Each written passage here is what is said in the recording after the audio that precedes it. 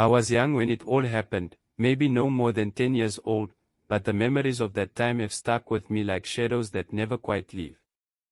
I grew up in a small village in rural Senegal, where tales of spirits and powerful beings were part of everyday life. But nothing prepared us for the tale of the wicked Queen Amina. Queen Amina wasn't like other queens. Whispers said she came from a line of powerful sorceresses, rumors carried through generations like old secrets. Unlike those who ruled with kindness, she governed with a heavy hand, her decisions often cruel and selfish. But it wasn't just her tyranny that sparked fear, it was the strange events that unfolded under her reign. One evening, as the sun dipped below the horizon, painting the sky in bloody oranges and reds, a strange hush fell over our village. The air was thicker than usual, and even the birds stopped their evening songs. People talked in low voices, sharing stories that sent chills down your spine. They said the queen had been seen wandering through the nearby forest alone, speaking to shadows that replied in whispers only she could hear. When she returned, crops failed, livestock disappeared, and a lingering sickness began to spread through the village.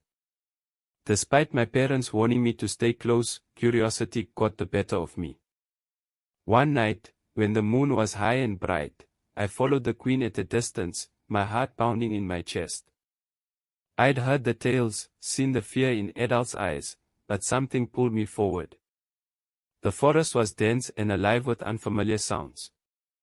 I crept behind the thick trunks of towering trees, careful not to snap a twig underfoot.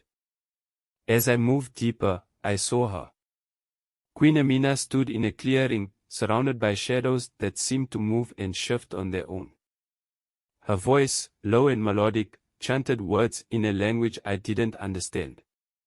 Suddenly, the air grew colder, the shadows deepening around her like coiling smoke.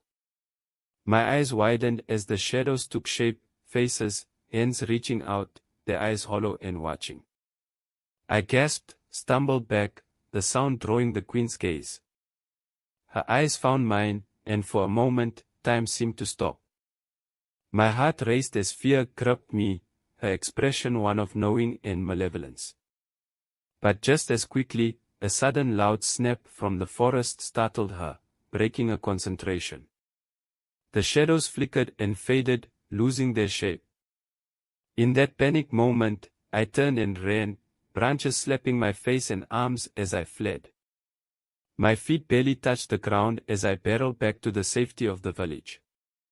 I told no one what I saw, who would believe a child's tale, after all. Days turned to weeks, and gradually, hope replaced fear. The queen fell ill unexpectedly, her power waning. With her passing, the village slowly healed. The crops returned, livestock thrived, and the strange sickness finally lifted, as if a spell had been broken. Now, as an old man, I occasionally speak of that night to those willing to listen. The story of Queen Amina serves as a reminder of the dark shadows that once lurked in the heart of our village, shadows dispelled by the courage to face them.